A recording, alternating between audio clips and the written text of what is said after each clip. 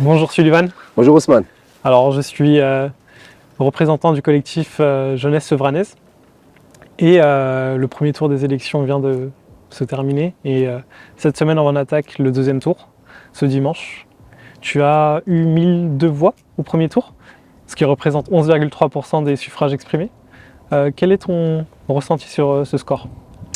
Alors bonjour Ousmane, bonjour aux téléspectateurs. Déjà je tiens à remercier les 1002 personnes qui nous ont fait confiance pour notre projet de justice, d'égalité. C'était une élection quand même qui n'était pas forcément des plus évidentes parce que nous avions quand même 3 candidats qui sont à peu près depuis 25-30 ans sur la ville avec donc Stéphane Blanchet, Stéphane Gatignon, Philippe Geffroy et puis voilà avec la campagne qu'on a menée à mettre en lumière la vérité auprès des Sevranais. Je pense que c'était quelque chose d'important. Et puis forcément toutes les vérités ne sont pas forcément très bien acceptées ou très bien perçues par certains.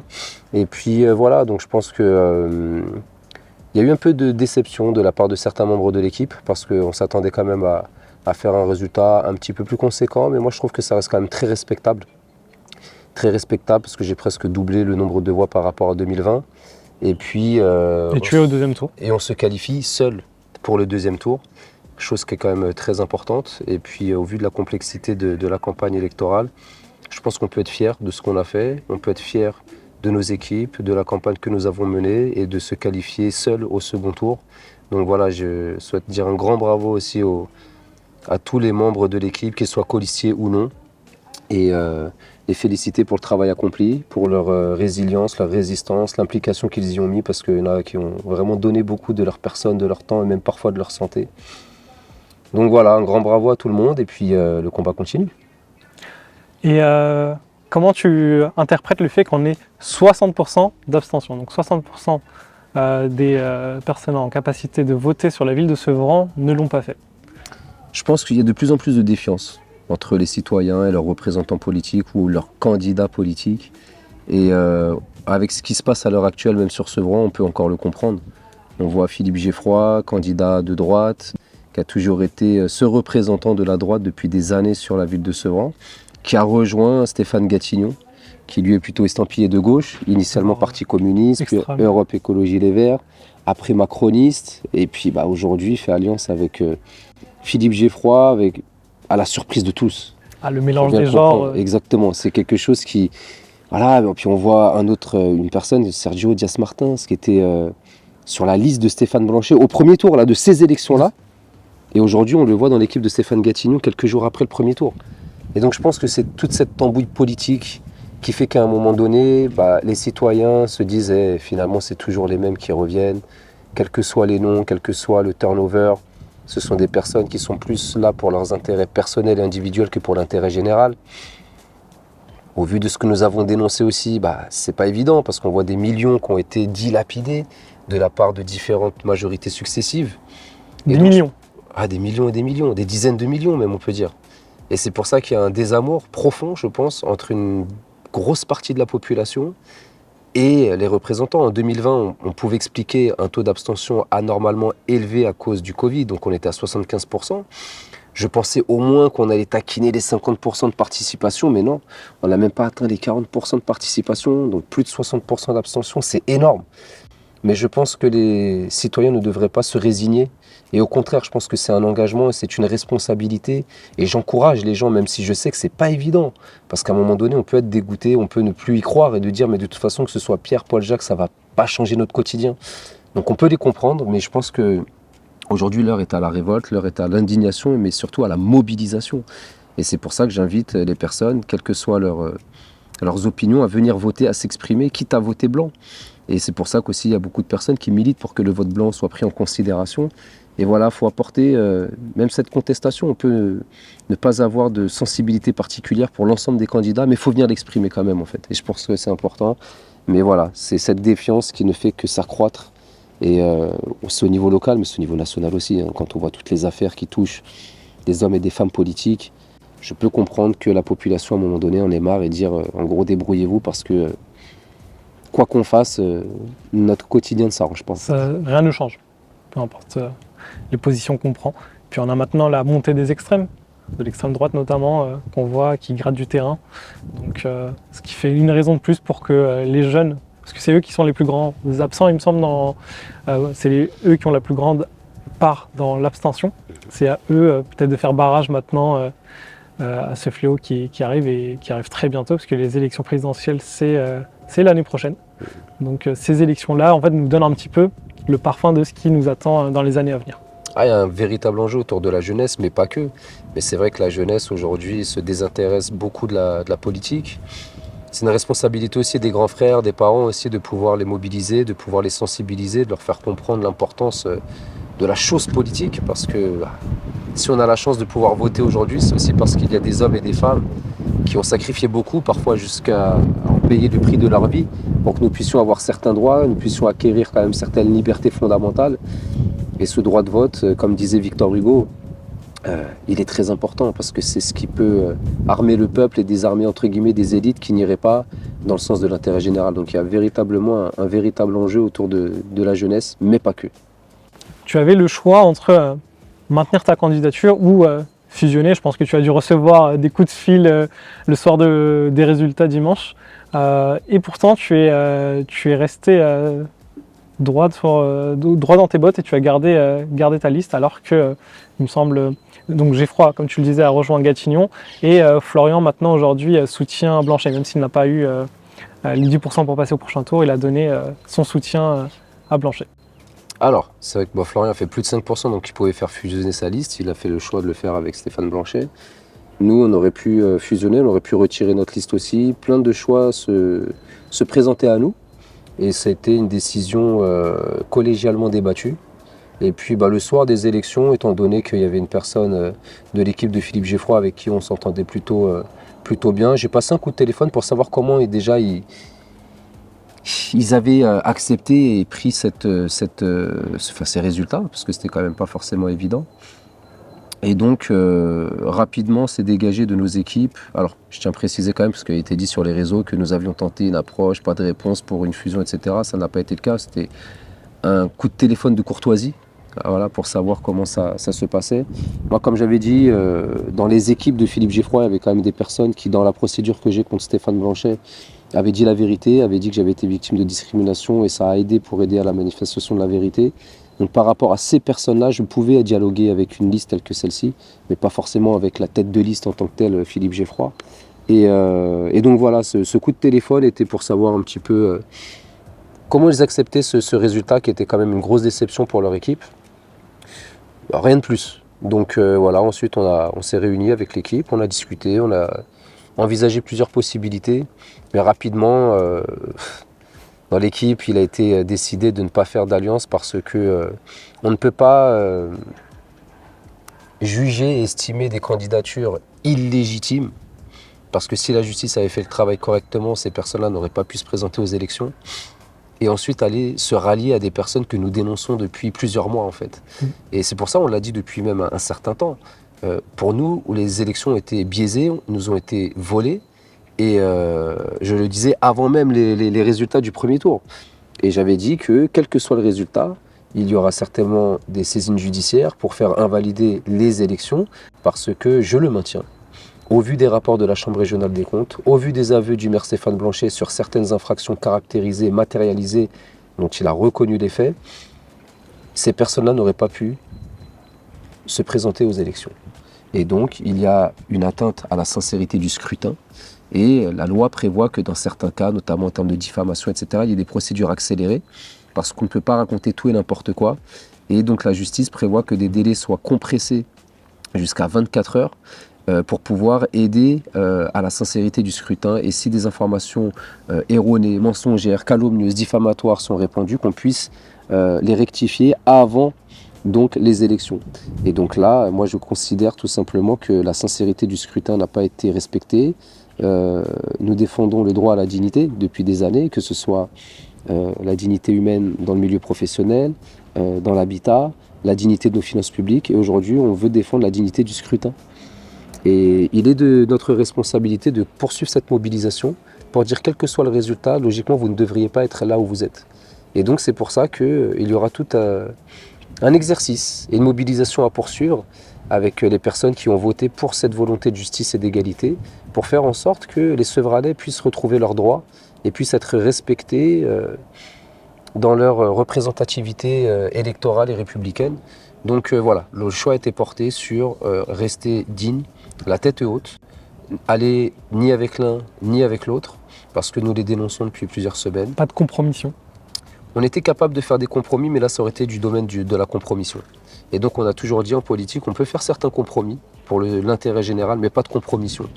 Et je pense que ce choix a été salué par bon nombre d'électeurs sevranais, parce que en me baladant un petit peu dans la rue, dans la ville, au marché, nombreux sont celles et ceux qui viennent nous voir en disant « Monsieur Jousse, félicitations parce que vous restez digne, vous restez fidèle et ancré à vos principes, à vos valeurs. C'est peut-être plus difficile, mais ça finira par payer. » Et donc voilà, moi je peux aujourd'hui me regarder dans un miroir, je peux regarder mes enfants droit dans les yeux, et j'ai choisi de ne pas me compromettre pour des intérêts purement individuels, purement personnels. Et j'avais même fait une proposition à mes équipes, s'ils voulaient faire une alliance, de me retirer complètement, en restant président du renouveau à portée de main, mais avec des personnes qui auraient pu, comme certains le disent, travailler de l'intérieur. Mais ils ont dit non, ils ont dit on gagne ensemble, on perd ensemble, on avance ensemble, et s'il faut mourir ensemble, on mourra ensemble. Et donc je tiens à saluer cet esprit fraternel, c'est vraiment cet esprit familial de nos équipes aujourd'hui, et qui sont parfaitement en accord avec cette décision qui a été prise, de ne pas alimenter ce qui pour nous est indigne du suffrage universel. Et si on parlait un petit peu du programme, par exemple, tu as parlé des millions qui ont été détournés. Si toi tu es maire demain, comment tu gérerais les finances de la ville parce que la ville est du coup maintenant endettée.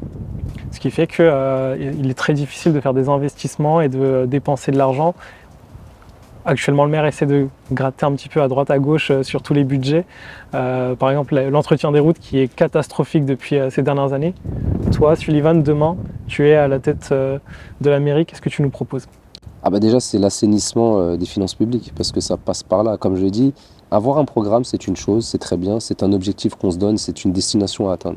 Mais cette destination, on ne peut l'atteindre qu'avec le véhicule du service public. Et ce véhicule-là est alimenté par l'essence des finances publiques. Et lorsque chaque année, vous avez des personnes qui siphonnent le réservoir, à un moment donné, le véhicule va tomber en panne, on ne pourra pas arriver à destination. Donc la priorité absolue, c'est de redresser et d'assainir les finances publiques. Alors Stéphane Blanchet dit oui, mais moi j'ai réduit la dette, oui. Mais déjà, elle était à l'origine de son explosion avec son ami de jeunesse Stéphane Gatignon. Ce sont deux personnes qui ont considérablement endetté la ville, ensemble. Et aujourd'hui, il dit, regardez, j'ai rebouché quelques trous, ça fuit moins qu'avant. Mais ça fuit toujours, et il ne faut pas oublier que c'est toi qui as percé le tonneau avec ton ami. Donc à un moment donné, ça passe par là, et après, une fois qu'on aura coupé court à cette hémorragie financière, ça permet de faire un véritable audit. C'est la première des choses, c'est une nécessité, c'est de faire un audit sur la ville pour savoir où on en est véritablement et quelles sont les capacités d'action pour pouvoir redresser la ville. Donc après, on ne va pas refaire tout le programme, mais il y a beaucoup sur la jeunesse, rouvrir, scinder les antennes, en créer une dans le quartier sud. On a à cœur de créer une maison des arts martiaux et de la légitime défense, une maison des associations, une maison du droit et de l'égalité, enfin de la justice et de l'égalité. Il y a surtout en priorité la remise aux normes de l'intégralité des établissements recevant du public, parce qu'on a des jeunes aujourd'hui qui fréquentent des établissements avec de la moisissure, parfois de l'amiante, parfois des conditions complètement intolérables. On a des écoles qui parfois en plein hiver n'ont pas de chauffage avec 8 degrés dans les classes, et des enseignants, des ATSEM, du personnel et des enfants qui sont obligés de garder leurs cagoules, leurs écharpes en classe. Je disais, il y a plein de choses qui ne vont pas, et tu l'as dit à juste titre, l'état de la voirie, des trottoirs, c'est une catastrophe. Pour les personnes à mobilité réduite, les familles avec des poussettes, c'est inadmissible. On ne peut pas continuer à vivre dans ces conditions. Je pense qu'il faut aussi stopper immédiatement tout projet d'urbanisme tant que les problématiques de fluidité des routes et de stationnement ne seront pas résorbées. Il y a vraiment du pain sur la planche. Mais voilà, je pense que ça passera nécessairement, comme je disais, par des personnes aux responsabilités qui sauront gérer d'une manière implacable les deniers publics qui représentent notre sacré communal au bénéfice de l'intérêt général. Sullivan, quels sont tes pronostics pour ce deuxième tour ? Ah, les pronostics. Sachant que tu as une stratégie qui cherche quand même à augmenter ton score, si chaque personne ramène deux amis ou deux votants, deux nouveaux votants, on peut espérer atteindre les 30%. Alors, c'est l'objet de la vidéo qui a été postée, la remontada politique. La remontada, comme le Barça. Ouais, exactement. Ça fait toujours mal quand même. Mais là, je me dis, c'est à nous de la faire, cette remontada sur Sevran. Comme tu le disais, la stratégie, c'est de dire, il y a eu quand même 60% d'abstention. On a eu plus de 1000 électeurs. Si chacun des électeurs nous ramène 2 électeurs supplémentaires, on est au même niveau que les 2 Stéphane. Et aujourd'hui, nous sommes la seule et unique alternative au système des 2 Stéphane. Et donc, j'ose espérer que les Sevranais auront une véritable prise de conscience et de dire non, là, on a quand même l'opportunité de mettre un terme à ces 25 années de gestion catastrophique. Et donc, c'est cette liste dont on connaît la probité, dont on connaît la sincérité et l'honnêteté, qui peut peut-être redresser la ville de Sevran. Donc, nous espérons pouvoir remonter, grappiller petit à petit. C'est pour ça que les équipes sont encore mobilisées sur le terrain cette semaine, et je les en remercie. Maintenant, on sait que la tâche ne va pas être facile et aisée, mais le but, c'est quand même d'être le plus haut possible pour avoir des représentants au sein du conseil municipal, le plus nombreux possible, parce que je ne me voyais pas retirer ma liste parce que ça aurait été un manque de respect envers les 1002 électeurs qui nous ont fait confiance. Et rien que pour eux, il était hors de question de retirer complètement notre liste, parce que nous l'avons mérité ce deuxième tour, et il est préférable d'avoir des conseils municipaux d'opposition que de n'avoir personne. Et donc, par respect aussi envers nos électeurs, parce qu'il est important de respecter son électorat, je pense qu'ils peuvent être fiers de la liste pour laquelle ils ont mis le bulletin dans l'urne. Je dirais, pas de compromission, nous on a voté pour vous, vous avez gagné votre deuxième tour, on vous a mis au deuxième tour, donc on veut vous voir au deuxième tour. Donc voilà, aujourd'hui je pense que ça ne fera le jeu de personne, parce que chacun est dans sa politique, chacun est dans sa campagne, chacun est dans sa stratégie. Aujourd'hui, nous, comme on a dit, c'est un adage qu'on ressort souvent, mais on préfère être pauvre avec le bon Dieu que riche avec le diable. Mais aujourd'hui, on est très riche avec les nôtres, avec nos semblables et toutes ces personnes qui partagent cette volonté ferme de justice, d'égalité, et de paix publique et de justice sociale. Pour finir, est-ce que tu aurais un message à faire passer à nos spectateurs ? Oui, effectivement, je compte sur l'intégralité des Sevranaises et des Sevranais qui veulent mettre un terme à ce système vieux de 25 ans, voire plus, quand on reprend même depuis 1995 et M. Jacques Oudot avec un premier adjoint Philippe Geffroy.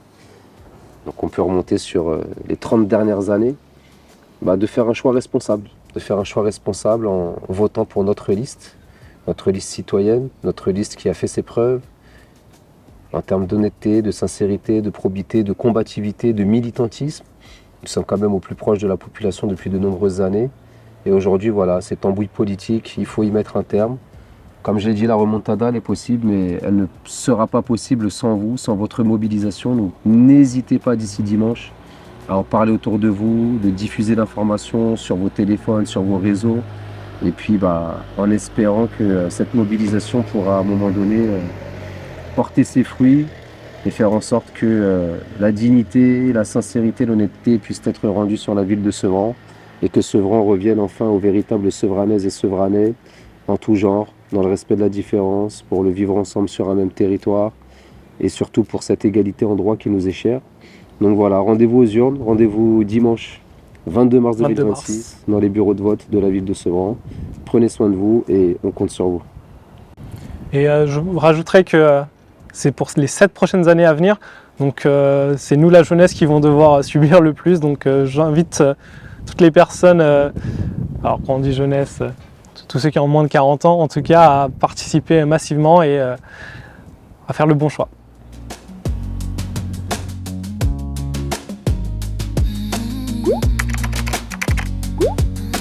Mars 2026, nous voilà.